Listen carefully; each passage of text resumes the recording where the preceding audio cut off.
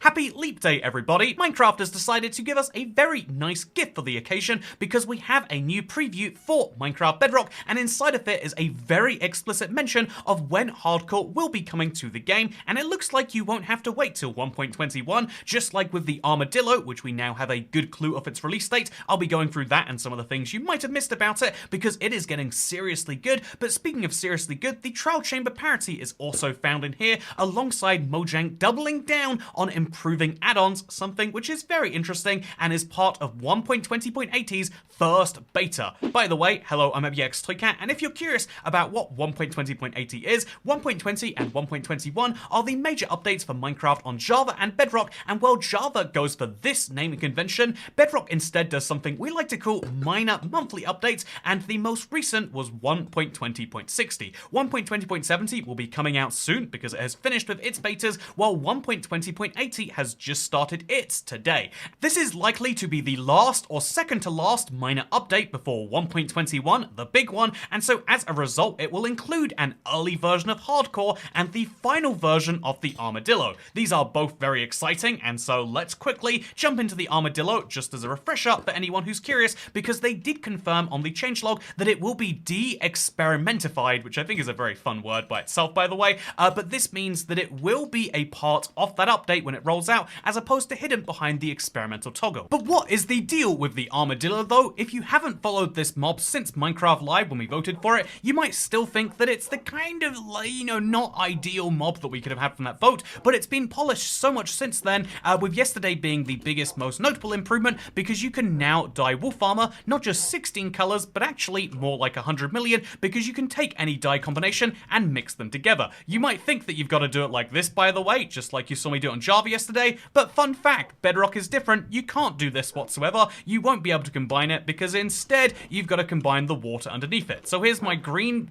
black, orange water, which I'll dye my wolf armor in, and that is very fun. Also, something I didn't mention yesterday is, as much as it hurts me to show this off, when you hurt a wolf armor, you can see how the wolf armor itself gets more and more cracked, something which seems very bad on the surface, but you can take the armadillo scutes and you can use these to heal up the wolf armor, something which is kind of like healing up the wolf using food, and something which is otherwise very, very good. Also, the wolf has much more base health now, and so yeah, the wolf has gone for a huge phase of polish, something I do think we have to praise Mojang for. A lot of previous year mob votes, when they've come out, they've kind of felt a bit lackluster, but now with all of the changes we see to the armadillo and the wolf armor, it feels like a fully fleshed out part of Minecraft, between actually having a use some people will want, even if it's just for, let's be honest, decorating your dogs. Although, to be honest, Mojang, where is the cat armor? I think this is a very speciesist point that you're going through right here. But yeah, I think the amount of polish they put in is really wonderful, and all of the animations to this really do make it feel that little bit more alive, something I personally really love. It's so fun. Anyway, speaking of so fun, they've also taken this as an opportunity to change this one, that being the trial chamber, because they have gone for parity between the structures, not just as they previously did between the placement of them. That was something that was fixed in 1.20.70, but in this beta, they have now gone a step further and made it so the rooms are supposed to be the same, something I figured we would test out. I shouldn't have done that. Oh, he lives!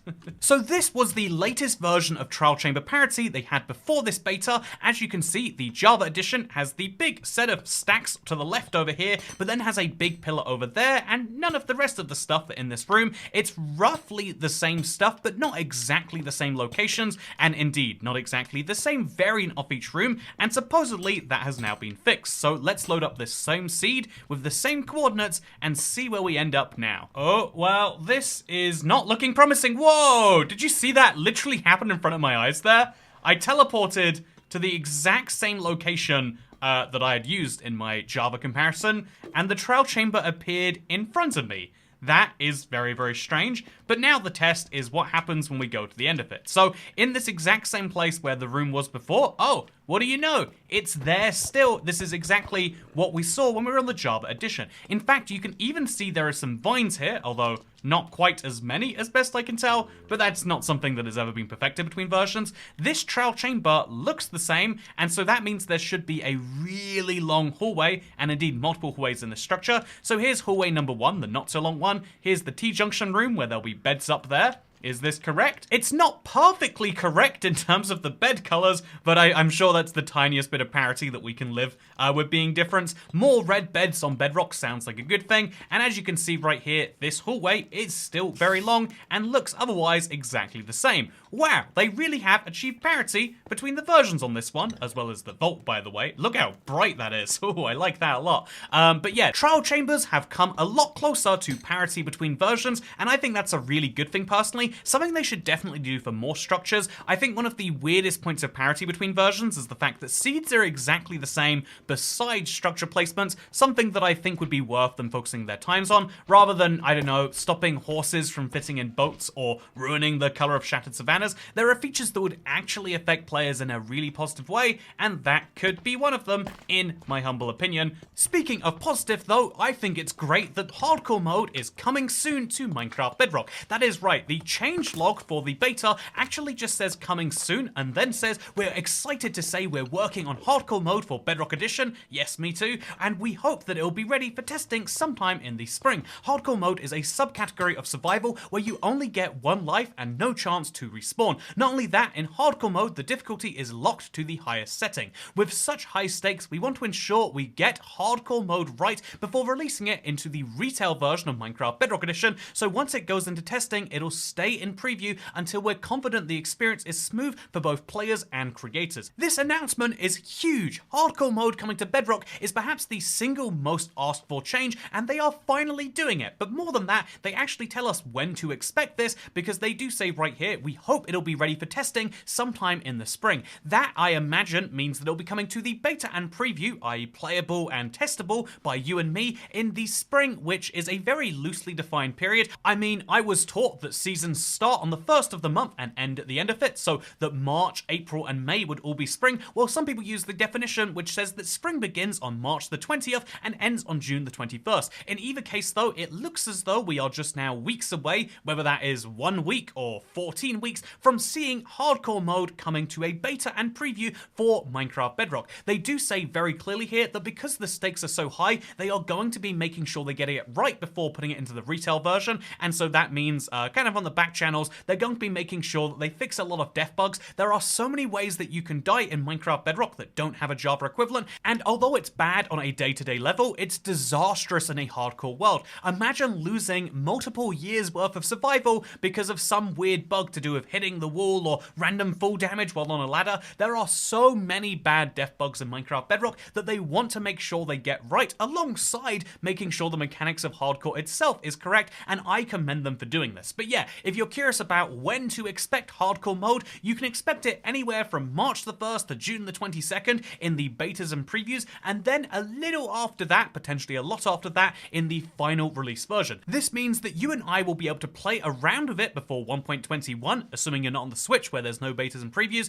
but otherwise it will probably be coming out officially just after 1.21, say 1.20.10 or something like that, one of the sub-minor monthly updates after that one, because they'll be doing a lot of bug fixing to do with that. I am personally very excited for this. The moment it comes out for a beta and preview, I will be doing a hardcore world. Maybe I could try and do the 100 days all in a row, but do it in actual hardcore. I think that'd be a lot of fun, and yeah, I'll be keeping you up to date with how that is going, but it does seem as though it's coming a lot sooner than you expect. The reason behind that is because, quote, it will become apparent in the next preview, and they wanted to get ahead of the rumors, and so this made me think that there would be some amount of data mining you could do to see the early work for hardcore. However, none of that has been found, but what has been found by one of the leakers that I follow on Twitter, Smokey Stack, he does some of the data mining into the code, and he found something called map markers, which looks like this in the actual game. It's not the banner map markers you'd expect, but instead it's a weird icon to lead people into a direction. This is very handy for add-on creators and map makers,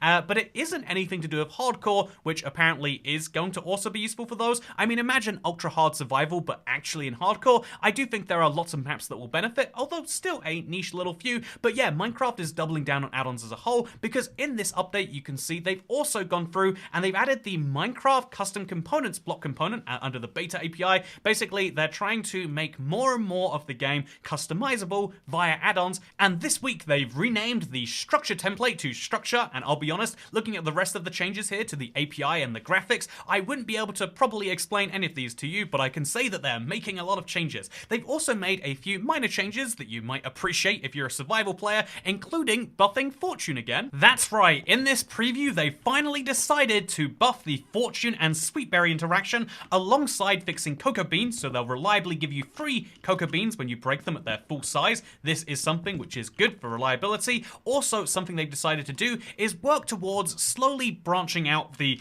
So for example, before, if you wanted to give yourself a sapling, or rather you want to place a sapling, so if you were to set block and then make it a sapling, previously it would just say one sapling and then you could pick the type. Now acacia sapling and bamboo sapling and dark oak sapling, etc. are all branched out into their own individual things. There is obviously no mangrove sapling here because, you know, they use the weird little individual thing that goes underwater. No one knows what that thing is, but what people do know is that you can place blocks, and now these saplings are slightly easier to do. They're just trying to make Minecraft more consistent, which is maybe also the reason they buffed the sweet berries. So here's what happens right now. If you go through a line of sweet berries and you just gather them the normal way, let's be honest, no one really ever harvests their sweet berries. They're mostly there for decoration, but still, you get 18 sweet berries from doing that. But then if we use bone meal to grow them all back immediately and use a fortune shovel, let's show you what happens then. I'm just going to break it all the way. My 18 became 41, which means I got, oh, that was only, what was that, 24?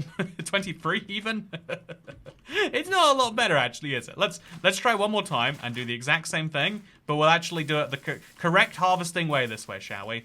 Just in case that made a big difference. So here's me not breaking the sweet berries, but instead, okay, so we're at 37, and now we use fortune on all of them, and we'll end up with a whopping... Oh, that's 25 extra sweet berries. So it's a slight improvement I get. Oh no, actually, it's a big improvement because we missed one. Wow, look at that. Isn't that incredible? Almost as incredible as hardcore mode, which I want to get end this video of one last point towards. Hardcore coming to Bedrock is a huge thing, and the fact that it's coming at all makes you appreciate a lot of the changes they've been making over the past few years, because they could not add hardcore to Bedrock without also adding spectator mode, so they needed to add an entire other game mode and fix that in its entirety, and then as well as that, they need to add hardcore and all of the weird interactions with when you die and you know, the facts that happen there. But then also, they now need to fix huge numbers of bugs. Bug fixing Minecraft, as we all know, is notoriously hard, and that is why it might be a little bit of time before we actually see it in testing, and that's why I would imagine, almost 99% sure, we won't be seeing this in 1.21, and instead it will be a preview function for a while. It might seem silly, because hardcore will basically be finished the moment it's added, but making sure it works to a level where everyone can play it is going to be the hard bit, and so I want to like give people that disclaimer now, because there will be a lot of upset people when they realize that they can't play hardcore even though it's fully finished, and that's because I guess it's Mojang in a way looking after people, saying, yeah, we won't let you use this thing until we're sure that it'll work well, which seems real harsh in a way, but is also kind of important in another. Speaking of important things, I hope you have enjoyed this video. I hope you found it to be important. If so, you might, if you found it to be a little bit too short, you might enjoy checking out me working on my next survival project, which is building a house under my house under my house. It's happening right now on my YouTube channel. And otherwise, if you want to learn about the snapshot, or if you want to learn about how Mojang are kind of trying too hard on certain features, I did a video essay about this week, and I hope that you've enjoyed this video, because I'll see you tomorrow. Goodbye. Because, you know, if you're not playing hardcore, you might appreciate learning about what to do when everything goes wrong. But we'll talk about that tomorrow, because for now, bye.